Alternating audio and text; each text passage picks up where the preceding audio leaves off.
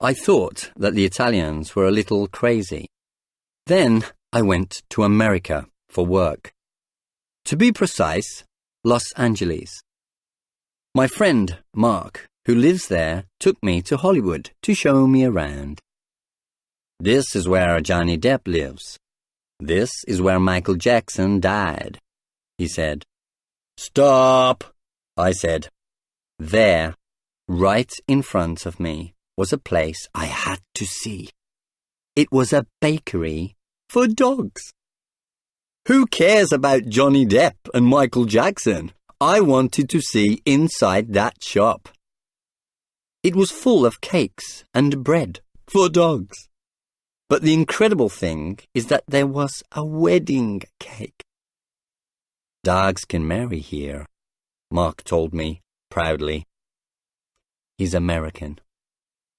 Then he showed me the little church where dogs can marry, and also an office where they can divorce. This was too much. I had to investigate. So I went to the divorce office. My dog wants a divorce, I told the man at the desk. The man smiled. Wait. Before we do that, why don't we see what is wrong in the relationship? He said. I know what is wrong, I said. His wife is a bitch. The man looked at me as if I was the crazy one. Listen, we have dog psychiatrists here who will know what is wrong, and they can try to resolve the problem if they can, before we consider divorce. I couldn't believe that that man thought it was the dogs who needed psychiatric help. I was really enjoying myself. Okay, I said, but if they divorce, is the separation period 2 years, like for humans? Because that's 10 years for a dog. His answer was magical. Well, we hope that doesn't happen. Divorce can be very traumatic for dogs, especially for the puppies. How many puppies have they produced? I couldn't resist. 2, I said. Napoleon and Shakespeare, and I'm worried too. Especially for Napoleon.